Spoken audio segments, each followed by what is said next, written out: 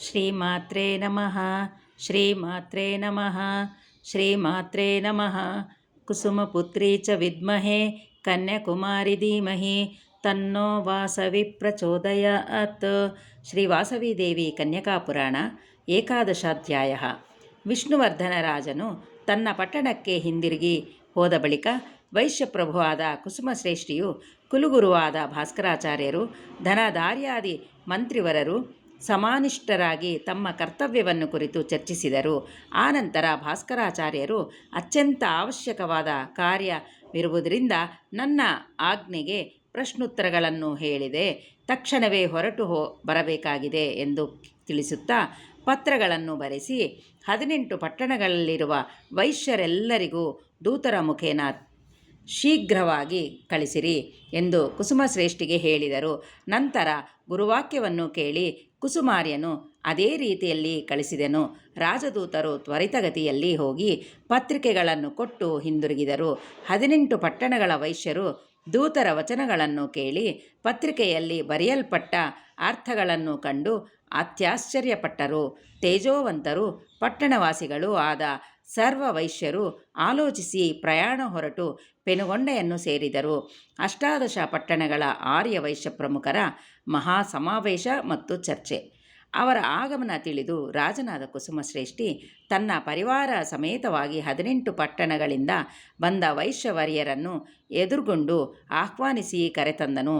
ಅವರಿಗೆ ಸಮುಚಿತ ವಸತಿ ಭೋಜನ ಸೌಕರ್ಯಗಳನ್ನು ಏರ್ಪಡಿಸಿ ಸತ್ಕರಿಸಿದನು.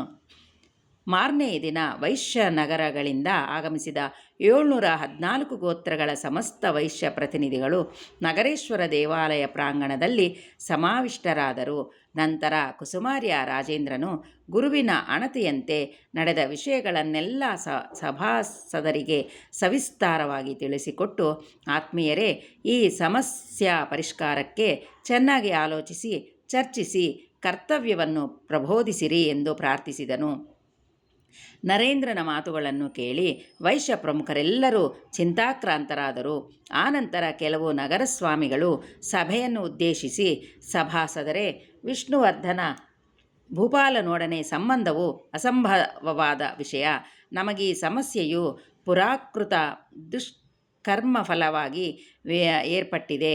ಕಾಮನೆಯಿಂದಾಗಲಿ ದ್ರವ್ಯ ಲೋಭದಿಂದಾಗಲಿ ಸ್ವಕುಲ ಧರ್ಮವನ್ನು ತ್ಯಜಿಸಿ ಅಧರ್ಮವಶವಾಗುವವರು ತಪ್ಪದೇ ನರಕವನ್ನು ಹೊಂದುವರು ಎಂದು ಹೇಳಿದರು. ಆಗ ಇನ್ನುಳಿದ ಕೆಲವು ನಗರ ಸ್ವಾಮಿಗಳು, ಕನ್ಯೆಯನ್ನು ರಾಜನಿಗೆ ವಿವಾಹ ಮಾಡಿಕೊಡುವುದು ಅಧರ್ಮವಲ್ಲ. ಈ ವಿವಾಹದಿಂದ ವೈಶ್ಯ ಜಾತಿಗೆ ವಿಶೇಷ ಶುಭ ಉಂಟಾಗುವುದು.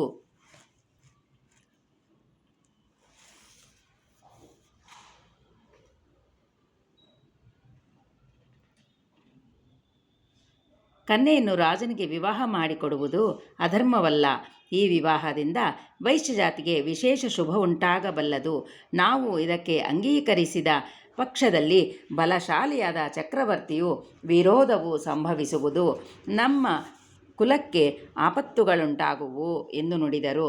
ಆಗ ತೇಜಶಾಲಿಯಾದ ಮಾಧವಶ್ರೇಷ್ಠಿ ಮೊದಲಾದ ನಗರಸ್ವಾಮಿಗಳು ನಿಂತು, ರಾಜನಿಗೆ ಕನ್ಯೆಯನ್ನು ಕೊಡದಿದ್ದರೆ ನಮಗೆ ಪ್ರಮಾದ ಉಂಟಾಗುವುದೆಂದು ಭೀತರಾಗಬೇಕಾದ ಅವಶ್ಯಕತೆ ಇಲ್ಲ. ನಮ್ಮಿಂದಲೇ ಈ ಭೂಮಿ ಪಟ್ಟಣಗಳು ದೇಶ ಸುಭಿಕ್ಷವಾಗಿವೆ. ನಮ್ಮೊಡನೆ ವಿರೋಧ ಮಾಡುತ್ತಾ ಯಾವ ಪ್ರಭುತ್ವವಾದರೂ ಮುಂದೆ ಸಾಗಲಾರದು. ದೇಶದ ಸೌಭಾಗ್ಯ ಸಂಪದಗಳಿಗೆ ಪ್ರಧಾನಾಧಾರಗಳಾದ ಕೃಷಿ, ಗೋರಕ್ಷಣೆ, ವಾಣಿಜ್ಯಗಳನ್ನು ನಿರ್ವಹಿಸುವ ವೈಶ್ಯರನ್ನು ನಿರ್ಲಕ್ಷ್ಯ ಮಾಡಿದರೆ ಯಾವ ಪ್ರಭುತ್ವವಾದರೂ ಕೊನೆಗಾಣುವುದು ತಪ್ಪದು. ನಾವು ಏಕೆ ಭಯಪಡಬೇಕು? ಅದು ಅಲ್ಲದೆ ಪರಾಶರ ಸ್ಮೃತಿಯನ್ನು ಅನುಸರಿಸಿ ಈ ಕಲಿಯುಗದಲ್ಲಿ ವರ್ಣಾಂತರ ವಿವಾಹಗಳು ನಿಷಿದ್ಧವಲ್ಲವೇ ಎಂದು ಆವೇಶಪೂರಿತವರಾಗಿ ನುಡಿದರು. ಆಗ ಕುಲಗುರುಗಳಾದ ಭಾಸ್ಕರಾಚಾರ್ಯರು ಎದ್ದು ನಿಂತು, ಸಭಾಸದರೇ, ವರ್ಣಾಂತರ ವಿವಾಹವು ಧರ್ಮಬದ್ಧವೋ ಇಲ್ಲ ಧರ್ಮ ವಿರೋಧವೋ ಎಂಬುದು ಈಗ ನಮ್ಮ ಸಮಸ್ಯೆಯಲ್ಲ. ನಮ್ಮ ರಾಜಕುಮಾರಿ ವಾಸವಿ ಕನ್ಯೆಯು ಗೌರವ ಬಾಲಿಕೆ. ಆಕೆಯು ದಿವ್ಯಗುಣ ಸಮೋಪೇತಳಾದ ಮಹಾತ್ಮಳು. ನಿರಂತರ ನಿವೃತ್ತಿ ಮಾರ್ಗದಲ್ಲಿ ಸಂಚರಿಸುತ್ತಿರುವ ಭಕ್ತಳು. ಗೌರವ ಬಾಲಕಿಯಾದ ಕನ್ಯೆಯನ್ನು ಬಾಲನಗರನಲ್ಲದ ವೈಶ್ಯ ಬಾಲಕನ ಗಾದರೂ ಕೊಟ್ಟು ವಿವಾಹ ಮಾಡಬಹುದೆಂಬ ಕಟ್ಟುಪಾಡು ನಿಮಗಿದೆಯಲ್ಲವೇ ಎಂದು ಹೇಳಿದರು. ಆ ಮಾತುಗಳನ್ನು ಕೇಳಿದ ತಿಪ್ಪಯಾರ್ಯಾದಿ ನಗರಸ್ವಾಮಿಗಳು ಎದ್ದು ನಿಂತು, ಆಚಾರ್ಯವರ್ಯ, ಈ ಕಟ್ಟಳೆಗಳನ್ನು ನಾವೇ ಅಲ್ಲವೇ ಕಲ್ಪಿಸಿಕೊಂಡಿರುವುದು? ಪರಿಸ್ಥಿತಿಗಳನ್ನು ಅನುಸರಿಸಿ ಅವುಗಳನ್ನು ಬದಲಿಸಿಕೊಂಡರೆ ಯಾವ ತೊಂದರೆಯೂ ಉಂಟಾಗದು. ಸಾರ್ವಭೌಮನು ಕಡುಬಲವಂತನು. ಅವನು ನಮ್ಮ ಮೇಲೆ ದಂಡೆತ್ತಿ ನಮ್ಮ ಕನ್ಯೆಯನ್ನು ಬಲವಂತವಾಗಿ ಪರಿಣಯವಾಗಲು ಎಣಿಸಿದರೆ ನಾವು ಮಾಡಬಲ್ಲೆವಾದರೂ ಏನು ಎಂದು ಭಯವನ್ನು ವ್ಯಕ್ತಪಡಿಸುತ್ತಾ ಪ್ರಶ್ನಿಸಿದರು. ಥಟ್ಟನೆ ಕೆಲವರು ವೈಶ್ಯ ಪ್ರಮುಖರು, ಸಭಾಸದರೇ, ಹಿಂದೆ ಸೀತಾದೇವಿಯನ್ನು ಅಪಹರಿಸಿದ ರಾವಣಾಸುರನು ಏನು ಅನುಭವಿಸಿದನು? ದ್ರೌಪದಿಯನ್ನು ಕಾಮಿಸಿದ ಕೀಚನೆನಾದನು. ನಳಮಹಾರಾಜನ ಭಾರ್ಯೆಯಾದ ದಮಯಂತಿಯನ್ನು ಬಲಾತ್ಕಾರಿಸಲು ಹೋದ ದುಷ್ಟ ಕಿರಾತಕನು ಭಸ್ಮವಾಗಿ ಬಿಡಲಿಲ್ಲವೇ? ನಮ್ಮ ಕನ್ನಿಕೆಯನ್ನು ವಾಂಛಿಸಿದ ವಿಷ್ಣುವರ್ಧನ ಗತಿ ಕೂಡ ಅದೇ ರೀತಿಯಾಗುವುದು ಎಂದು ಹೇಳಿದರು.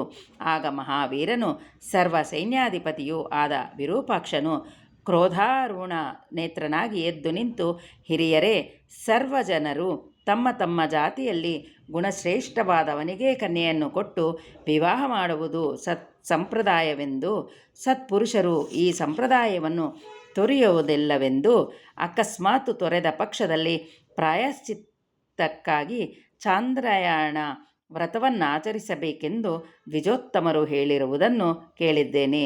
ದುರಾಶಾಪರನು, ಕಾಮುಕನು, ಹಿಂಸಾಪ್ರಿಯನು, ಧನಬಲ ದರ್ಪಯುಕ್ತನು, ಅಧರ್ಮಪರನು ಆದ ಚಕ್ರವರ್ತಿಗೆ ನಮ್ಮ ಕನ್ಯೆಯನ್ನು ನೀಡುವುದು ನಮ್ಮ ಬಾಲನಗರ ಸಂಘಕ್ಕೆ ಆಮೋದಯೋಗ್ಯವಲ್ಲ. ಈ ವಿವಾಹವು ನಡೆಯಲು ಎಂಥ ಪರಿಸ್ಥಿತಿಯಲ್ಲೂ ಸಾಧ್ಯವಿಲ್ಲ ಎಂದು ಒತ್ತಿ ನುಡಿದನು. ಆನಂತರ 612 ಗೋತ್ರಜರಾದ ವೈಶ್ಯರಲ್ಲಿ ಮುಖ್ಯನಾದ ತಿಪ್ಪಯ್ಯ ಶ್ರೇಷ್ಠಿ ಎದ್ದು, ಸಭಿಕರೇ, ಈ ವಾದೋಪವಾದಗಳಿಂದ ಪ್ರಯೋಜನವಿಲ್ಲ. ವಿವಾಹವು ವ್ಯಕ್ತಿಗತ ವಿಷಯವಲ್ಲವೇ? ವಿವಾಹವಾಗಬೇಕಾದವಳು ವಾಸವಿ ಕನ್ಯಕೆ. ಆಕೆಯನ್ನು ಈ ಸಭೆಗೆ ಕರೆಸಿ ಆಕೆಯ ಅಭಿಪ್ರಾಯವನ್ನು ತಿಳಿದುಕೊಂಡು ಬಳಿಕ ನಿರ್ಣಯ ಮಾಡುವುದು ಯುಕ್ತ. ಯುವರಾಣಿಯನ್ನು ಸಭೆಗೆ ಕರೆಸಿರಿ ಎಂದು ಸೂಚಿಸಿದನು. ಆಗ ಕುಸುಮಶ್ರೇಷ್ಠಿ ಗುರುಗಳ ಆಣತಿಯ ಮೇರೆಗೆ ವಾಸವಿ ಕನ್ಯಕೆಯನ್ನು ಸಭಾಸ್ಥಳಕ್ಕೆ ಕರೆಸಿದನು. ತಂದೆಯ ಆಜ್ಞಾನುಸಾರವಾಗಿ ಕನ್ಯಕೆಯು ಸಭೆಗೆ ಆಗಮಿಸಿದಳು. ಗುರು ಹಿರಿಯರಿಗೆ ನಮಸ್ಕರಿಸಿ ತನ್ನ ಜನಕನ ಪಕ್ಕದಲ್ಲೇ ಆಸೀನಳಾದಳು. ವಾಸವಿ ಕನ್ಯಕೆಯು ಆಗಮಿಸಿದ ಸಭಾಸದನದಲ್ಲಿ ಎಣೆಯಿಲ್ಲದ ಆಸಕ್ತಿಯು ಬೆಳೆಯಿತು.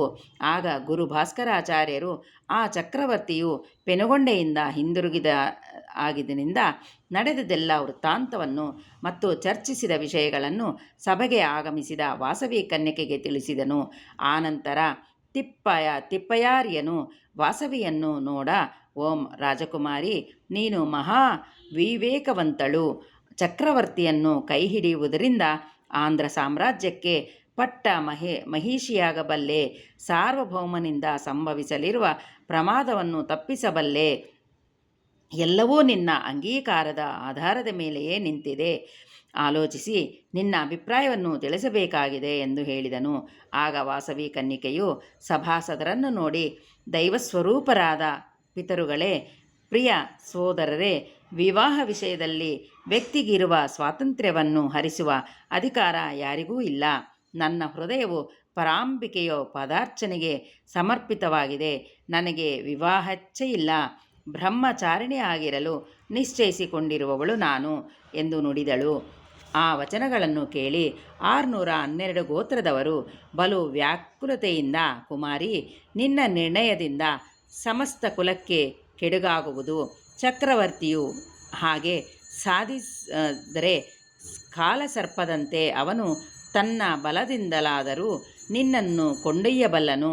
ಅಂಥವನನ್ನು ತಡೆಯಬಲ್ಲವರು ಯಾರು ಎಂದು ಭೀತಿಕರವಾಗಿ ಮಾತನಾಡಿದರು. ಅವರ ಮಾತುಗಳನ್ನು ಕೇಳಿದ ವಿರೂಪಾಕ್ಷನು ಮರಿ ನಾಗರಿಕರನಂತೆ ಸರ್ರನೆ ಎದ್ದು, ಓ ಬಿರುಗಾಳಿ, ಚಕ್ರವರ್ತಿ ದಂಡೆತ್ತಿ ಬಂದರೆ ಈ ಧರಣಿ ಚಕ್ರವೇ ತಲೆ ಕೆಳಗಾಗಿ ಬಿಡಬಲ್ಲದೆಂಬಂತೆ ಮಾತನಾಡುತ್ತಿದ್ದೀರಿ. ಮದಾಂಧನಾಗಿ ಅವನು ನಮ್ಮ ಮೇಲೆ ಎಗಿದರೆ ಪ್ರಾಣ ಸಹಿತ ಮರಳುವುದು ಕನಸು.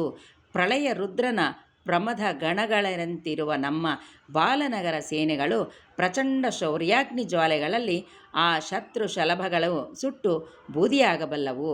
ನನ್ನ ಅಪ್ರತಿಹಿತ ಖಡ್ಗಧರೆಗಳಿಂದ ವೈರಿ ವೀರರ ಮುಂಡಗಳನ್ನು ಕಡಿದು ಅವುಗಳಿಂದ ಭೀಷಣ ರಂಡಚಂಡಿಗೆ ಕಪಾಲಮಾಲೆಯನ್ನು ಹೆಣೆದು ಅಲಂಕರಿಸುವೆನು ಎಂದು ಪ್ರಳಯ ಕಾಲದ ಪರ್ಜನ್ಯದಂತೆ ಗರ್ಜಿಸಿದನು. ಅದನ್ನು ಕೇಳಿ ಬಾಲನಗರ ಪ್ರತಿನಿಧಿಗಳೆಲ್ಲರೂ ಅಮಿತೋತ್ಸಾಹಪೂರಿತರಾಗಿ ಸಮರಂಗದಲ್ಲಿ ಶತ್ರುಗಳ ಎದೆಯನ್ನು ಸೀಳಿ ಚೆಂಡಾಡುವುದೆನೆಂದು ಕತ್ತಿಗಳನ್ನು ಝಳಪಿಸಿದರು. ಆಗ ಕುಸುಮಾರ್ಯನು ಎದ್ದು, ಗುರುಬಾಲ ವೃದ್ಧಾದಿಗಳೇ, ನಾವು ಅಹಿಂಸಾಪ್ರಿಯರೇ ಹೊರತು ಬಲಹೀನರಲ್ಲ. ಆ ದುಷ್ಟ ರಾಜೇಂದ್ರನನ್ನು ತುಳಿದು ವಾಸವಿಯನ್ನು ರಕ್ಷಿಸಿಕೊಳ್ಳಬಲ್ಲೆವು ಎಂದು ಕ್ರೋಧದಿಂದ ನುಡಿದನು. ವಾಸವಿ ಕನ್ನಿಕೆಯು ತ್ಯಾಗ ಹಿಂಸಾಗಳಿಂದ ಅಧರ್ಮ ದುಷ್ಟತ್ವಗಳನ್ನು ಕೊನೆಗಾಣಿಸುವ ನೂತನ ವಿಧಾನವನ್ನು ಸಭಾಸದರಿಗೆ ಬೋಧಿಸುವುದು. ಕೂಡಲೇ ವಾಸವಿ ಕನ್ನಿಕೆಯು ಎದ್ದು ನಿಂತು, ತಂದೆಯವರೇ, ಆರ್ಯರೇ, ದುಷ್ಟತ್ವವನ್ನು ಶಿಕ್ಷಿಸುವ ನೆಪದಲ್ಲಿ ಸಮರಗಳನ್ನು ನಡೆಸಿ ದಾರುಣ ಮಾರಣಕಾಂಡಗಳನ್ನು ನಡೆಸಿ ಪ್ರಪಂಚದಲ್ಲಿ ಇಷ್ಟಾರ್ಥ ದೇಶಗಳನ್ನು ಭಯಂಕರ ರಕ್ತದಾಹವನ್ನು ಬೆಳೆಸಿದರೆ ಹೊರತು ಯುದ್ಧೋನ್ಮಾದರು ಇಲ್ಲಿಯ ತನಕ ಸಾಧಿಸಿದ ಫಲಿತಗಳೇನಿವೆ? ಒಬ್ಬರ ಸ್ವಾರ್ಥಕ್ಕಾಗಿ ಎಣಿಸಲಾಗದಷ್ಟು ಜನರು ಬಲಿಯಾಗುವರು. ಎಲ್ಲಿ ನೋಡಿದರೂ ಭೀತಿ, ಅಶಾಂತಿ, ಆಕ್ರಂದನಗಳು ತುಂಬಿ ಹೋಗುವುದು. ಇಷ್ಟೇ ಅಲ್ಲವೇ, ನನ್ನ ರಕ್ಷಣೆಗಾಗಿ ಯುದ್ಧ ನಡೆಯುವುದನ್ನು ನಾನು ಅಂಗೀಕರಿಸುವುದಿಲ್ಲ. ಶಾಂತಿ ಅಹಿಂಸೆಗಳಿಗೆ ನೆಲೆಯಾಗಿರುವ ವೈಶ್ಯಕುಲಕ್ಕೆ ಈ ದಾರುಣ ರಣಾಸಕ್ತಿಯು ವಾಂಛನೀಯವಲ್ಲ. ನೀವೆಲ್ಲರೂ ಶಾಂತರಾಗಿರಿ ಎಂದು ಗಂಭೀರವಾಗಿ ನುಡಿದಳು. ವಾಸವಿಯ ನುಡಿಗಳನ್ನು ಆಲಿಸಿದ ಕುಸುಮಶ್ರೇಷ್ಠಿಯು, ಕುಮಾರಿ, ಯುದ್ಧದ ಹೊರತು ಈ ಸಮಸ್ಯೆ ಯಾವ ವಿಧದಲ್ಲಿ ಬಗೆಹರಿಯಬಲ್ಲದು ಎಂದು ಪ್ರಶ್ನಿಸಿದನು. ನಂತರ ಕನ್ನಿಕೆಯು, ತಂದೆ, ಶಾಂತಿ, ಅಹಿಂಸೆ, ತ್ಯಾಗಗಳಿಂದ ಪರಮ ಕ್ರೂರಿಗಳನ್ನಾದರೂ ಜಯಿಸಬಹುದು. ಅತಿ ಬಲವಂತರಾಗಿದ್ದು ದುಷ್ಟರಾದ ಶತ್ರುಗಳನ್ನು ಸಾಯಿಸದೆ ಅವರಲ್ಲಿಯ ದುಷ್ಟತ್ವವನ್ನು ನಾಶಗೊಳಿಸಲು ಬಯಸಿ ಅವರ ದುಶ್ಚರ್ಯಗಳನ್ನು ಬಡಿದೋಡಿಸಿ ನಾವೇ ನಷ್ಟಗಳನ್ನು ಸಹಿಸುತ್ತಾ ಅಗತ್ಯವಾದಲ್ಲಿ ಆತ್ಮರ್ಪಣೆ ಮಾಡುವುದಕ್ಕಾದರೂ ಸಿದ್ಧರಾದಾಗ ಶತ್ರುವು ಎಂಥ ಕಠಿಣಾತ್ಮನಾದರೂ ಅವನ ಹೃದಯವು ಕರಗಿ ನೀರಾಗದಿರದು. ಆಗ ಅವನಲ್ಲಿಯ ದುಷ್ಟತ್ವವು ಅಂತ್ಯಗೊಂಡು ಶಿಷ್ಟತ್ವವು ಹೊಳೆಯಬಲ್ಲದು. ಈ ಫಲಿತವು ಶಾಶ್ವತವಾದುದು. ಇದೇ ಕಲಿಯುಗದಲ್ಲಿ ಅಧರ್ಮವನ್ನು ಅಡಗಿಸಿ ಧರ್ಮವನ್ನು ಪ್ರತಿಷ್ಠಿಸುವುದಕ್ಕೆ ಅನುಸರಣೀಯವಾದ ನೂತನ ವಿಧಾನವಾಗಿದೆ. ಈ ವಿಧಾನವೇ ಇಂದಿನ ಪ್ರಪಂಚಕ್ಕೆ ಆಚರಣೆಯಾದ್ದರಿಂದ ದುಷ್ಟ ಸಾರ್ವಭೌಮನ ನಿರಂಕುಶತ್ವಕ್ಕೆ ತಿರಸ್ಕಾರವನ್ನು ತಿಳಿಸುತ್ತಾ ಅಗ್ನಿಪ್ರವೇಶವನ್ನು ಮಾಡುವೆನು. ಆದ್ದರಿಂದ ಆ ರಾಜೇಂದ್ರನ ತುಚ್ಛವಾಂಛೆಯು ರಣವು ಮಾರಣವು ತಪ್ಪಿ ಹೋಗಬಲ್ಲವು ಎಂದು ಗಂಭೀರವಾಗಿ ನುಡಿದು ಜಾಗೃತಿ ಮೂಡಿಸಿದಳು. ಆನಂತರ 16 ಗೋತ್ರದವರು ಕನ್ಯಕೆಯೊಡನೆ, ಅಮ್ಮ ವಾಸವಿ, ಸಾರ್ವಭೌಮನ ಹೃದಯವು ಅಷ್ಟೊಂದು ಸುಲಭವಾಗಿ ಕರಗಿ ನೀರಾಗುವಂತಹುದಲ್ಲ. ಅವನು ಅಮಿತ ಸೈನ್ಯದೊಡನೆ ನಮ್ಮ ಮೇಲೆ ದಂಡೆತ್ತಿ ಬರಬಲ್ಲನು ಎಂದು ಹೆದರಿಸಿದರು. ಕೂಡಲೇ ವಾಸವಿ, ಓ ವೈಶ್ಯಪ್ರಮುಖರೇ, ನಮ್ಮವರು ಆತ್ಮರಕ್ಷಣೆ ಮಾಡಿಕೊಳ್ಳಲಾರದ ಅಸಮರ್ಥರಲ್ಲ. ನನ್ನೀ ಆದರ್ಶ ಮಾರ್ಗವು ಬಲಶಾಲಿಗಳಾದ ತ್ಯಾಗಧನಕರಿಗೆ ಮಾತ್ರವೇ ಅನುಸರಣೆಯಲ್ಲವೇ? ಬಲಹೀನರಾದ ಹೇಡಿಗಳಿಗೆಲ್ಲ, ಅಂಥ ಬಲಹೀನರಿಗೂ ಅಂಜುಬುರುಕರಿಗೂ ಎಂದಿಗಾದರೂ ಅಪಜಯವು ತಪ್ಪದಲ್ಲವೇ? ದುಷ್ಟ ಚಕ್ರವರ್ತಿಯು ಮಾನವನಲ್ಲದೆ ದಾನವನೇ. ಆದರೂ ಅವನು ನಮ್ಮನ್ನೇನೂ ಮಾಡಲಾರನು. ಅವನ ದುರುಳತನವನ್ನು ಕಂಡು ನಮ್ಮವರೆಲ್ಲರೂ ಅವನನ್ನು ನಿಂದಿಸುವರು. ಅವನ ಅಧರ್ಮ ಪರಿಪಾಲನೆಯನ್ನು ಸಹಿಸುವುದಿಲ್ಲ. ಅವನನ್ನು ನಿಂದಿಸುವರು. ಅವನ ಅಧರ್ಮ ಪರಿಪಾಲನೆಯನ್ನು ಸಹಿಸುವುದಿಲ್ಲ. ಅವನಿಗೆ ಸಹಕರಿಸುವುದೂ ಇಲ್ಲ.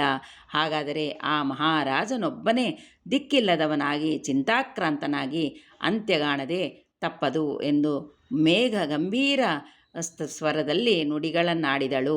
ವಾಸವಿ ಕನ್ನಿಕೆಯ ವಚನಗಳನ್ನು ಮಹಾಮಂತ್ರಗಳಂತೆ ವಿವೇಕವಂತರನ್ನು ಪ್ರಭಾವಿತರನ್ನಾಗಿ ಮಾಡಿದವು.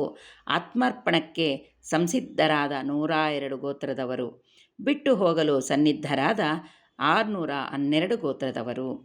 ಆನಂತರ ಕುಸುಮಶ್ರೇಷ್ಠಿಯು ಸಭೆಯನ್ನುದ್ದೇಶಿಸಿ, ಅಭಿಮಾನಧನರಾದ ಆತ್ಮೀಯರೇ, ವ್ಯಕ್ತಿ ಸ್ವಾತಂತ್ರ್ಯವನ್ನು ರಕ್ಷಿಸಿಕೊಳ್ಳುವುದಕ್ಕೂ, ನಿರಂಕುಶತ್ವವನ್ನು ಧಿಕ್ಕರಿಸುವುದಕ್ಕೂ, ಅಧರ್ಮವನ್ನು ಅಂತ್ಯಗೊಳಿಸುವುದಕ್ಕೂ ನಾನು ಕೂಡ ಸತೀ ಸಮೇತನಾಗಿ ನನ್ನ ಪುತ್ರಿಯೊಡಗೂಡಿ ಆತ್ಮ ಬಲಿದಾನ ಮಾಡಿಕೊಳ್ಳುವನು. ನನಗೆ ಅನುಮತಿ ನೀಡಿ ಎಂದು ಬೇಡಿಕೊಂಡನು. ಆ ಮಾತುಗಳನ್ನು ಕೇಳಿ ಕುಸುಮಾರ್ಯನ ಬಂಧುಗಳಾದ 102 ಗೋತ್ರದವರು ಕುಲಧರ್ಮಗಳ ಸಂರಕ್ಷಣೆಗಾಗಿ ನಾವು ಕೂಡ ಅಗ್ನಿಯಲ್ಲಿ ಆತ್ಮರ್ಪಣೆ ಮಾಡಿಕೊಳ್ಳುವೆವೆಂದು ಅದ್ಭುತ ತ್ಯಾಗಮೂರ್ತಿಗಳಾಗಿ ಪ್ರಕಟಿಸಿದರು.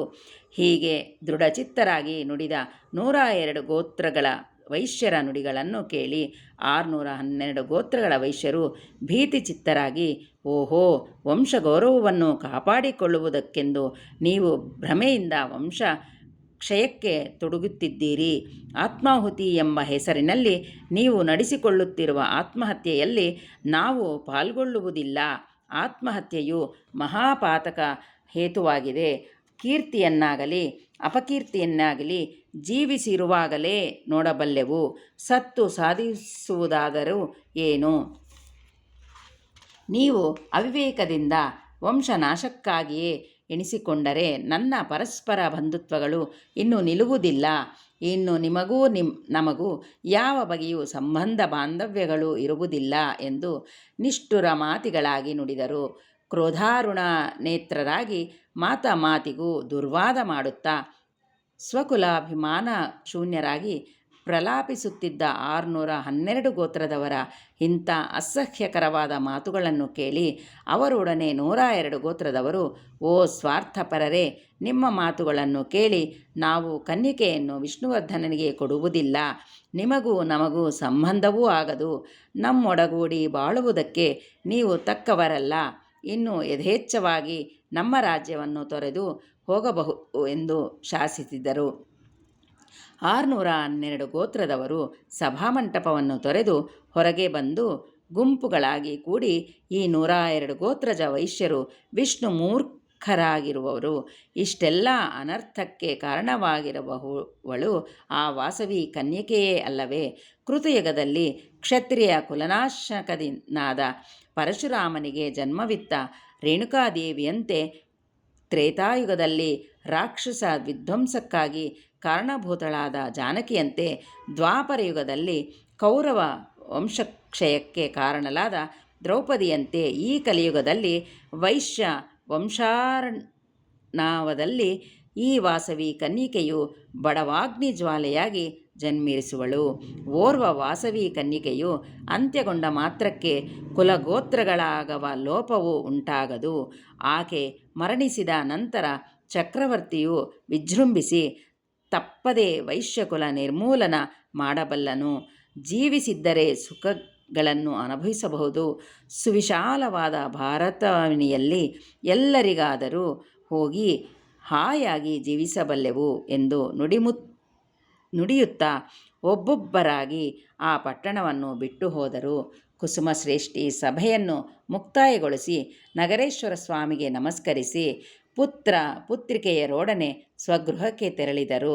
ಮಿಕ್ಕ ವೈಶ್ಯ ಶ್ರೇಷ್ಠರೆಲ್ಲರೂ ತಮಗೆ ಪ್ರಾಪ್ತಿಯಾಗಲಿರುವ ಅನಂತ ಪುಣ್ಯಕೀರ್ತಿಗಳನ್ನು ಕುರಿತು ಆಲೋಚಿಸುತ್ತಾ ತಮ್ಮ ತಮ್ಮ ಸ್ವಸ್ಥಾನಗಳಿಗೆ ಹಿಂದಿರುಗಿದರು.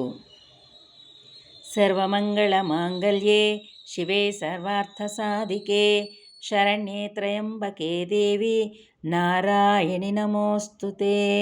ಹರಿ ಓಂ.